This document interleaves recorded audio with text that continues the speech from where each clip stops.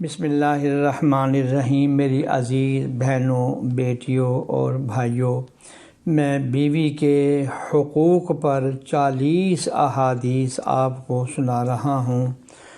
آج حدیث نمبر 9 کا ترجمہ سنا رہا ہوں کہ حضور صلی اللہ علیہ وسلم نے فرمایا کہ پوری دنیا نفع بخش ہے اور دنیا کے بہترین منافع میں سے نیک اور صالحہ بیوی ہے جو میاں کے ساتھ خوش اسلوبی سے بھی رہتی ہے، اس کا خیال بھی رکھتی ہے۔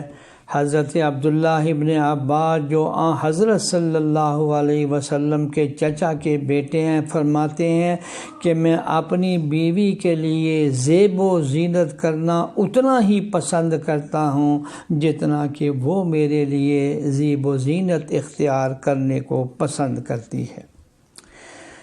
اگلی روایت جو میں حدیث نمبر 10 کا ترجمہ سنانے لگا ہوں کہ حضرت عائشہ صدیقہ فرماتی ہیں کہ میں حالت حیض میں ہوتی، یعنی نماز میں اس وقت نہیں پڑھ سکتی تھی، تلاوت بھی نہیں کر سکتی تھی، لیکن جناب رسول اللہ صلی اللہ علیہ وسلم میری گود میں سر رکھ کر قرآن شریف کی زبانی تلاوت فرماتے تھے۔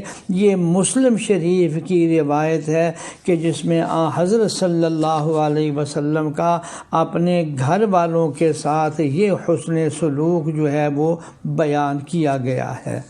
میرے دوستوں اور بزرگوں، احادیث میں یہ بھی آتا ہے کہ قیامت کے دن جب اعمال تولے جائیں گے تو سب سے وزنی چیز جو اعمال میں ہوگی، نیکیوں کا پلہ بھاری کرنے والی ہوگی، وہ حسن سلوک ہے، بیوی کے ساتھ حسن سلوک کرنا ہے۔